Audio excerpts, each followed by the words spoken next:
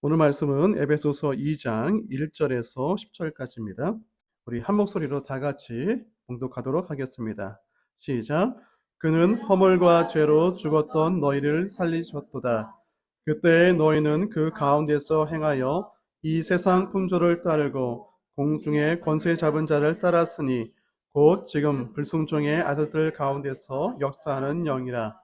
전에는 우리도 다 그 가운데서 우리 육체의 요심을 따라 지내며 육체와 마음이 원하는 것을 하여 다른 이들과 같이 본질상 진노의 자녀였더니 긍휼이 풍성하신 하나님이 우리를 사랑하신 그 큰 사랑을 인하여 허물로 죽은 우리를 그리스도와 함께 살리셨고 너희는 은혜로 구원을 받은 것이라. 또 함께 일으키사 그리스도 예수 안에서 함께 하늘에 앉히시니 이는 그리스도 예수 안에서 우리에게 자비하심으로써 그 은혜의 지극히 풍성함을 오는 여러 세대에 나타내려 하심이라. 너희는 그 은혜에 의하여 믿음으로 말미암아 구원을 받았으니 이것은 너에게서 난 것이 아니요 하나님의 선물이라.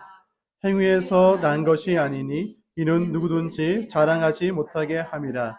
우리는 그가 만드신 바라 그리스도 예수 안에서 선한 일을 위하여 지으심을 받은 자니 이 일은 하나님이 전에 예비하사 우리로 그 가운데서 행하게 하려 하심이니라.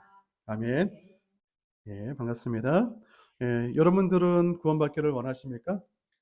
아니면 이미 구원을 받으셨습니까? 오늘 본문에 있는 8절 말씀을 보면요, 사도 바울이 구원과 관련돼서 대단히 중요한 말씀을 하고 있는 것을 볼 수가 있습니다. 우리 8절 말씀 다시 한번 읽어보도록 하겠습니다. 시작.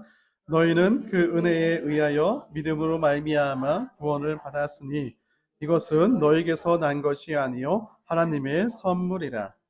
사도 바울이 말하는 그 구원이 뭐라고 말씀하고 있냐면 하나님의 선물이라라고 말씀하고 있는 것을 볼 수가 있습니다. 근데 구원을 가리켜서 하나님의 선물이라라고 말로 표현하는 것은 좀 뭔가 좀 부족한 것이 있는 것 같습니다.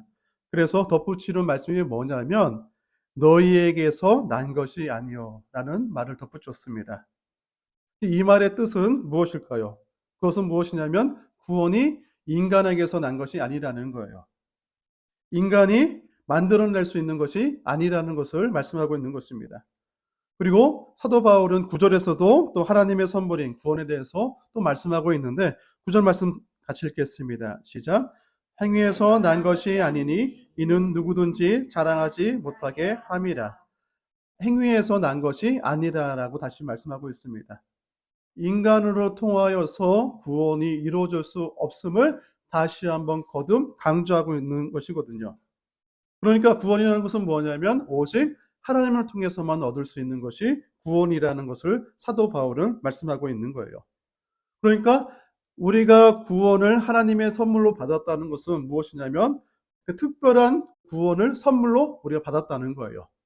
이 세상에서 없는 것, 이 세상에서 구할 수 없는 것을 하나님을 통해서 우리가 구원을 받았다는 거예요.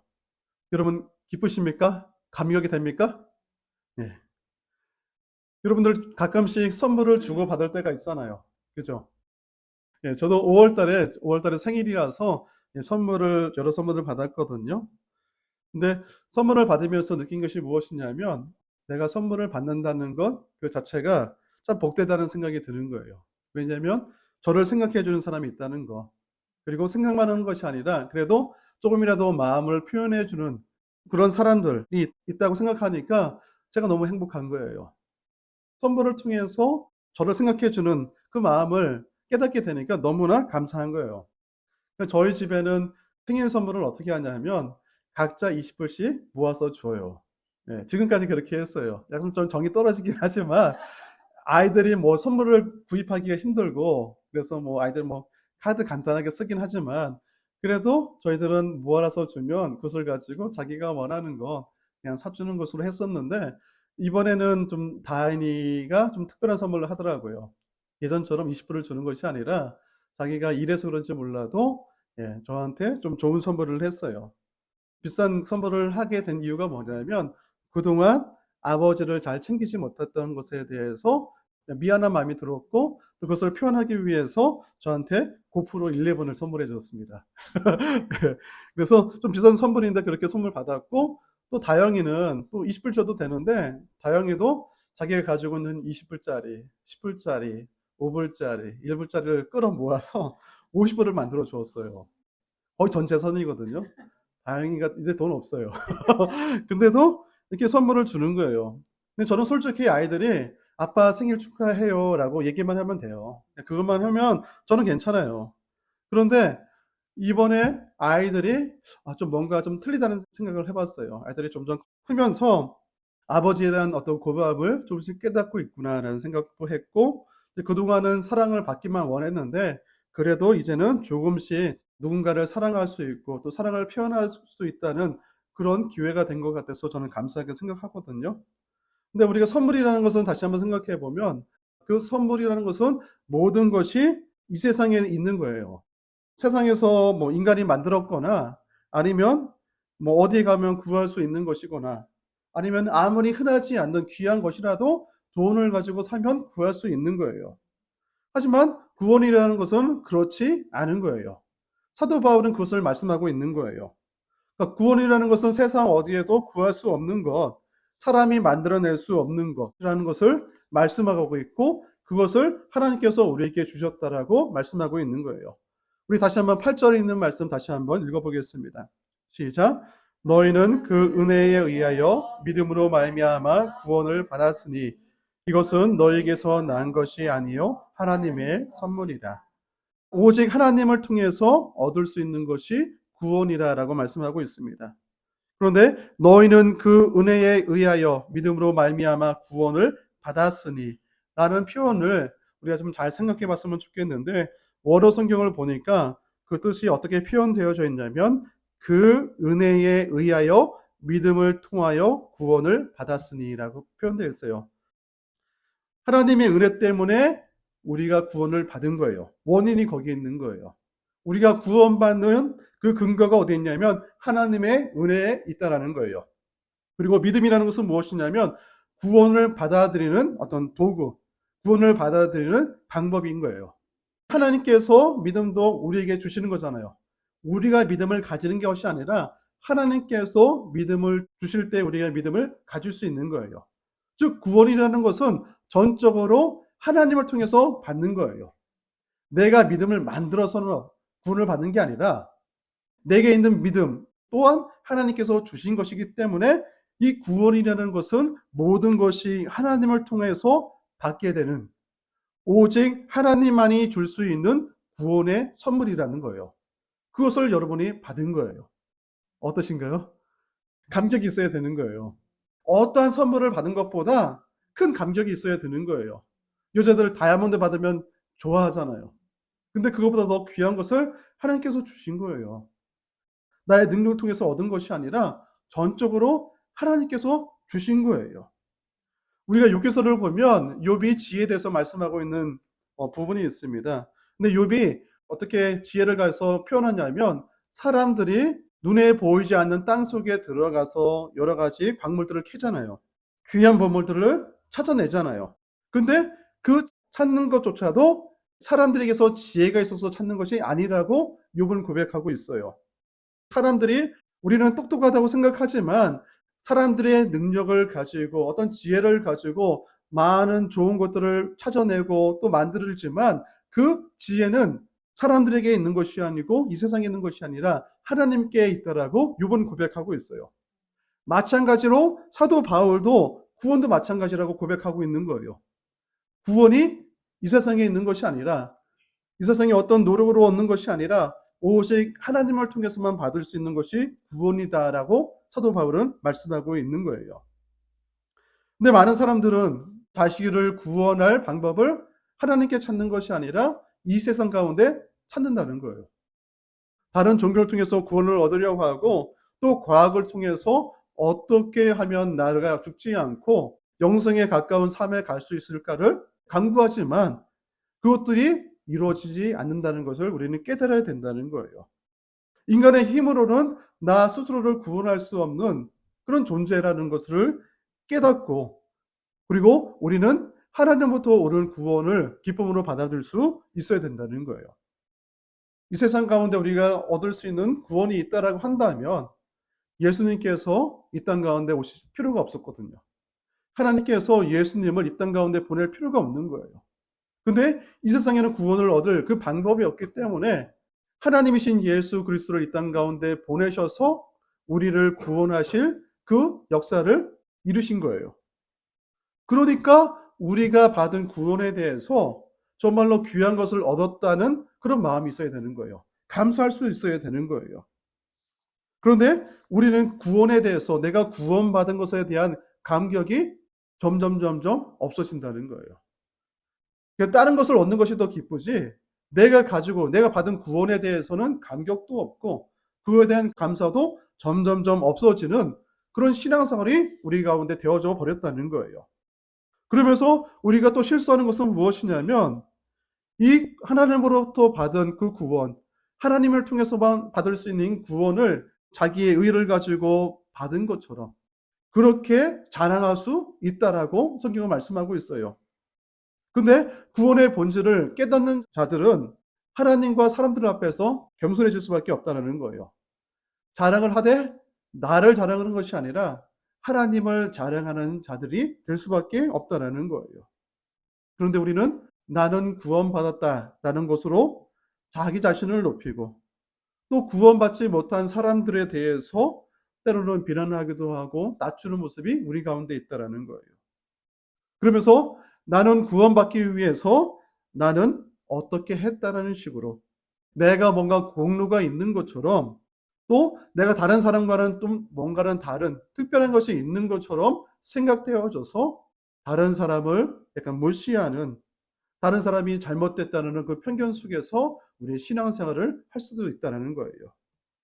근데 사도 바울이 얘기하는 것은 무엇이냐면 내가 받은 구원이 나의 그 어떤 것으로 받은 구원이 아니고 오직 하나님께서 은혜로 자비하심으로 하나님의 은혜가 있었기 때문에 내가 구원을 받았다는 것을 사도 바울은 명백하게 말씀하고 있는 거예요.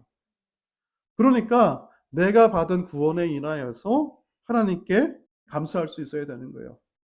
이 세상에서 얻을 수 없는 것을 하나님을 통해서 받게 되었으니 얼마나 감사한지를 우리가 깨달아야 되고 또 인간의 힘과 능력으로 절대 얻을 수 없는 구원을 하나님을 통해서 받았으니 얼마나 기뻐해야 되는지를 우리가 다시 한번 깨달을 수 있어야 되는 거예요. 그리고 구원을 받은 것에 대해서 날마다 감사할 수 있어야 되는 거예요. 지금부터라도 여러분들 날마다 구원 얘기가 나오면 하나님 감사합니다.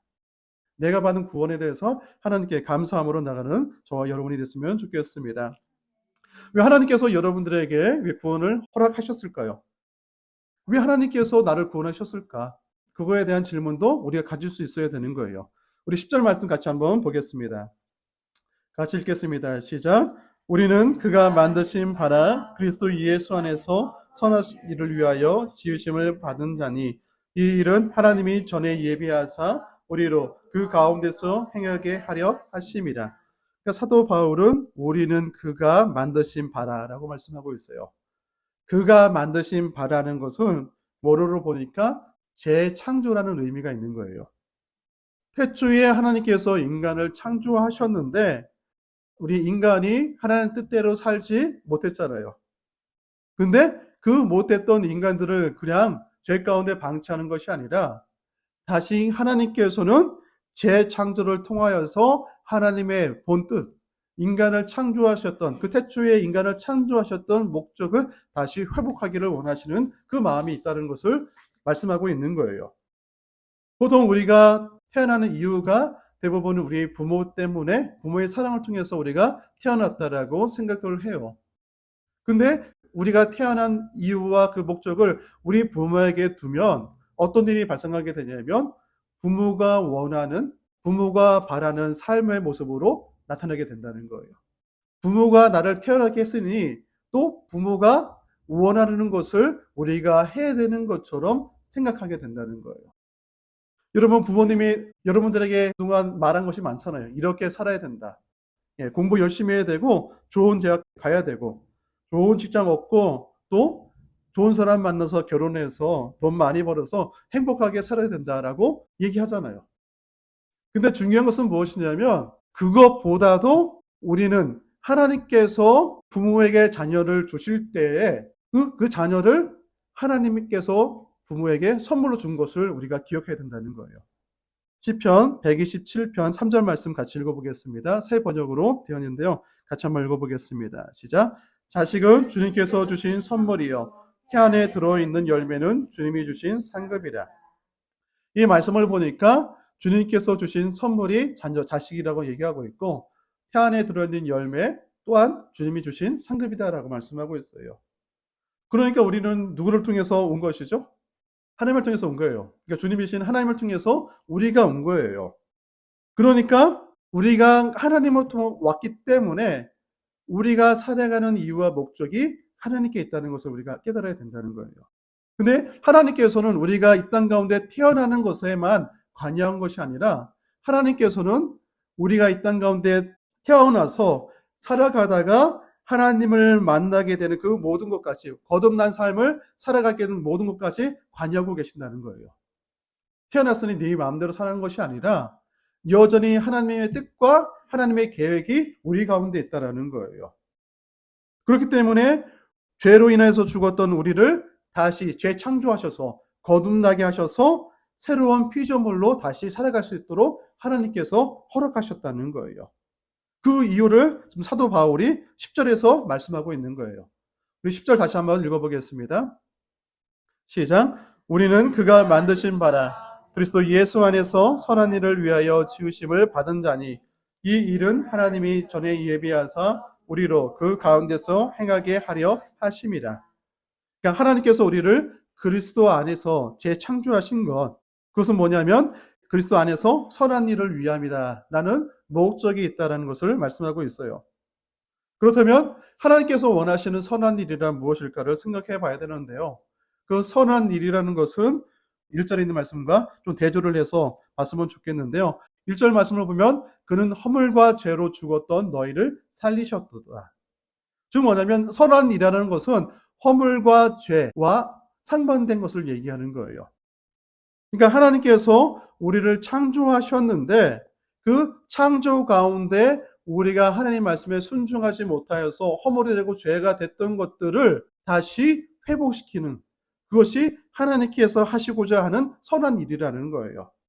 즉 하나님께서 하시고자 하는 것은 무엇이냐면 한마디로 표현하자면 하나님께 영광을 돌리는 삶이라는 거예요. 하나님이 인간을 창조하실 때에 하나님께 영광을 돌리기 위해서 우리를 창조하셨어요. 그러니까 우리가 하나님께 영광을 돌릴 수 있어야 되는 거예요. 근데 하나님께 영광을 돌리기 위해서 가장 중요한 것은 무엇이냐면 하나님 말씀에 순종해야 된다는 거예요. 영광이라는 것은 우리가 찬양을 돌리고 예배를 드려서 영광을 돌릴 수 있지만 그 무엇보다 가장 기초가 되는 것, 기본이 되는 것은 무엇이냐면 하나님 말씀에 순종하는 거예요. 죄의 원인이 시작된 것이 무엇이냐면 불순종으로 인하여서 우리가 허물이 생겼고 죄가 생긴 것이거든요. 하나님과 분리가 생긴 것이거든요.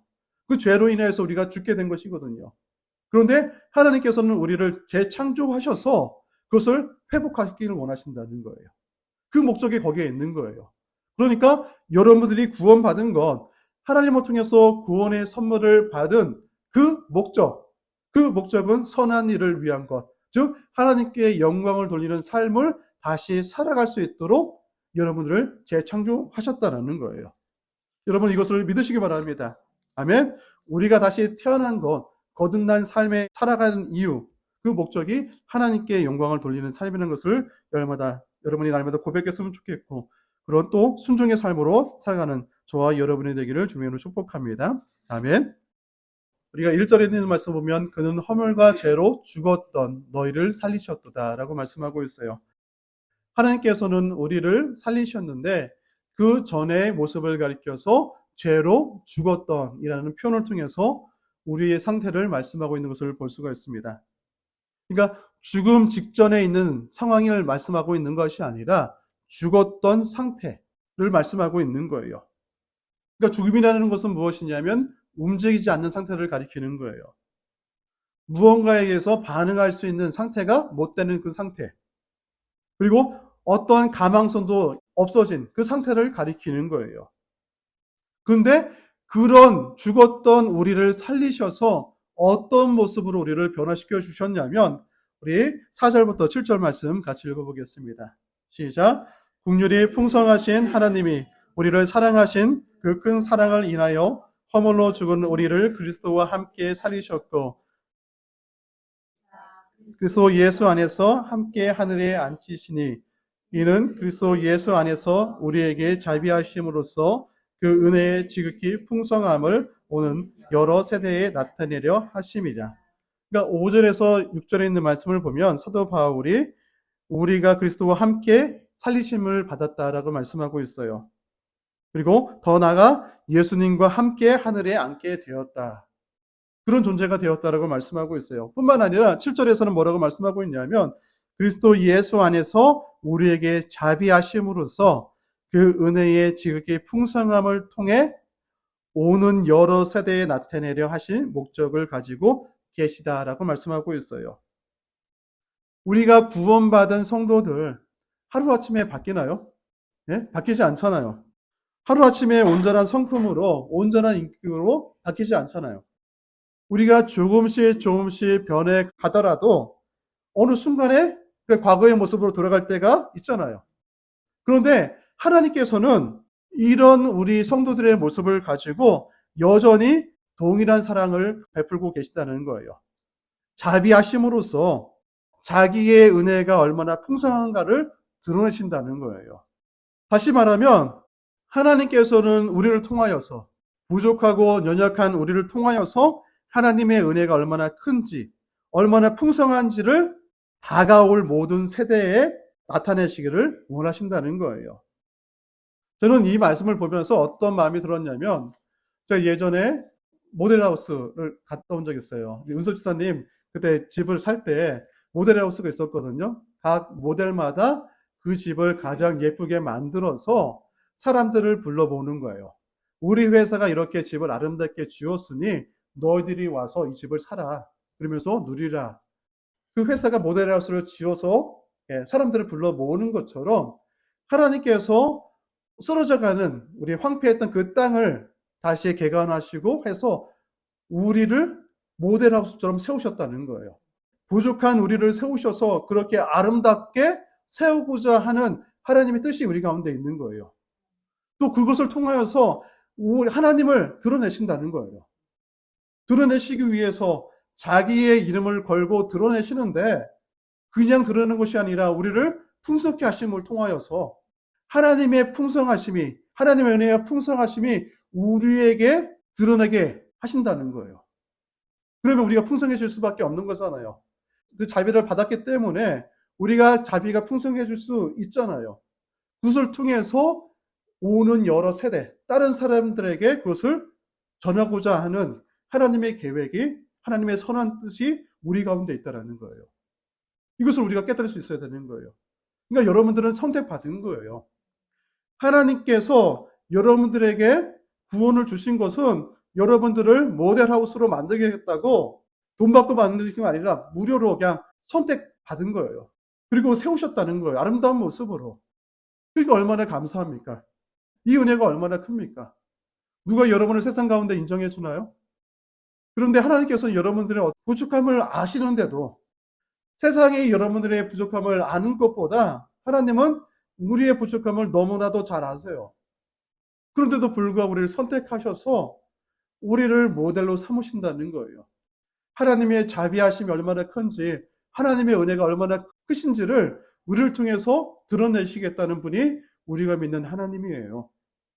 그 하나님을 통해서 우리가 구원을 받았다는 거예요. 선물로서. 그러니까 여러분들이 기뻐할 수 있어야 되는 거예요.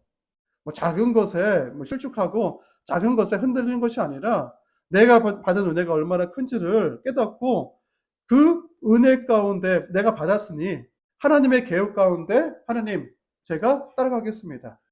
그것이 축복인 거예요.